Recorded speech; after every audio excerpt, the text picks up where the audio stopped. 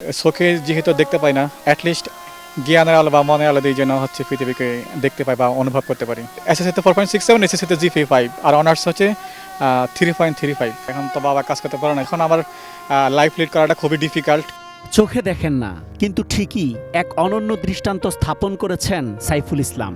5 ভাই বোনের মধ্যে 4 জন সুস্থ, অথচ ষষ্ঠ শ্রেণীর গণ্ডি পেরোতে পারেননি কেউই। কিন্তু দৃষ্টি প্রতিবন্ধী হওয়া সত্ত্বেও রীতিমতো এক অসাধ্য সাধন করে দেখিয়েছেন সাইফুল। সম্প্রতি দিনমজুর বাবার এই সন্তান জাহাঙ্গীরনগর বিশ্ববিদ্যালয় থেকে মাস্টার্স ডিগ্রি সম্পন্ন করে সাড়া ফেলেছেন। তবে নতুন করে প্রতিবন্ধকতার মুখে পড়েছেন তিনি। আমি চেয়েছি চোখে যেহেতু দেখতে পাই না, তো সেহেতু যেন অ্যাটলিস্ট জ্ঞানের আলো বা মনের আলো দিয়ে যেন পৃথিবীকে দেখতে পাই বা অনুভব করতে পারি।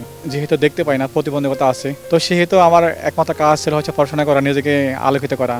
তো সেজন্য হয়তোবা আমি পেরেছি। সাইফুলের এলাকা চাঁদপুর জেলার ফরিদগঞ্জ উপজেলার দক্ষিণ কড়াইতলী গ্রামে বিশ্ববিদ্যালয় পড়ুয়া শিক্ষার্থীর সংখ্যা হাতে গোনা। সেই গ্রাম থেকেই সব পরীক্ষায় রেকর্ড ফলাফলে উত্তীর্ণ হয়েছেন সাইফুল। পেয়েছেন মেধাবৃত্তি, চলার পথে সহযোগিতা পেয়েছেন অনেকেরই। এসএসসিতে 4.67, এসএসসিতে জিপিএ 5 আর অনার্স হচ্ছে 3.35। জিপিএ 5 পাওয়ার কারণে আমি বোর্ড থেকে স্কলারশিপ পেয়েছি। এছাড়া ডাচ বাংলা ব্যাংক স্কলারশিপ দিয়েছে, তারপরে ড্যাফোডিল ইউনিভার্সিটি সহযোগিতা করেছে। আমার ফ্রেন্ডরা অনেক হেল্প করছে। যখন পরীক্ষাগুলো আসতো তখন পড়াগুলো অ্যাটপাস ওরা রেকর্ডিং করে দিত, দেন আমি রেকর্ডিং শুনে শুনে পড়তাম। দেন পরীক্ষার আগের দিন আবার শ্রুতি লেখক ম্যানেজ করতে হতো। তো অনেক ফ্রেন্ড বা জুনিয়ররা ক্লাস রেখেও অনেকে এক্সাম দিয়েছে। তবে লেখাপড়া শেষে ফিরতে হয়েছে গ্রামে। বর্তমানে অসহায় অবস্থায় দিন কাটছে তার। তবে এখনো স্বপ্ন দেখছেন শিক্ষকতা পেশায় নিয়োজিত হয়ে সমাজে আলো ছড়িয়ে দেওয়ার। মূলত ফিনান্সিয়ালি ক্রাইসিসের জন্যই ঢাকায় যাওয়া হয় না। আমার ঢাকায় যাওয়াটা খুবই এসেন্সিয়াল। বিতে আসলে ওনারা 4 বছর বিয়ার করে, তো 4 বছর যেহেতু শেষ, অনার্স শেষ হওয়ার পরে এগুলো শেষ হয়ে গেছে।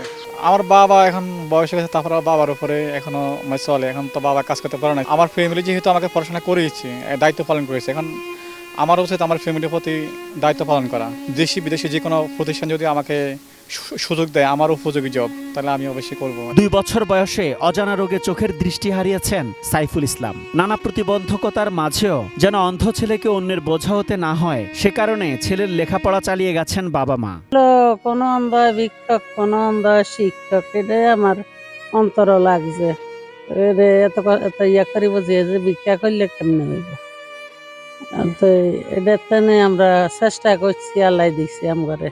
দিন মজুরি করি, এই কৃষিকাজ করি। আমি ছেলেকে লেখাপড়া করেছি, অনেক কষ্টে করেছি। আল্লাহ আমার সেই কষ্টের ফল আল্লাহ দিয়েছে। এখন সরকারে আমার এই ছেলের জন্য অনেকটা ব্যবস্থা করিয়ে দেয়। অন্ধ হয়েও উচ্চশিক্ষা অর্জন করেছেন সাইফুল, তাতে গর্ব প্রতিবেশীদের। ওনাকে দেখে আমরা অনুপ্রাণিত হই, ওনাকে দেখে আমরা বড় বড় বিশ্ববিদ্যালয়ে পড়ালেখা করব, ভালো কিছু অর্জন করব। জাহাঙ্গীরনগর বিশ্ববিদ্যালয়ের মতো বিশ্ববিদ্যালয় থেকে সে লেখাপড়া করেছে, সেখান থেকে সে অনার্স করেছে এবং মাস্টার্সও কদিন আগে শেষ করেছে। আমরা অনেকে আছি অনেক অজুহাত দিয়ে কিন্তু লেখাপড়া করি না, অনেক কারণে আমরা লেখাপড়া থেকে বঞ্চিত হই। কিন্তু সেখানে এই সাইফুল দৃষ্টান্ত, সমাজের একজন দৃষ্টান্ত এবং যুব সমাজের জন্য দৃষ্টান্ত বলে আমি মনে করি। যেখানে সুস্থ সবল অনেক মানুষই লেখাপড়া করতে পারেন না, সেখানে অন্ধ সাইফুল সব প্রতিবন্ধকতা দূর করে নিজেকে প্রতিষ্ঠিত করতে পারলে সমাজে উদাহরণ হয়ে থাকবে বলে মনে করেন এলাকাবাসী।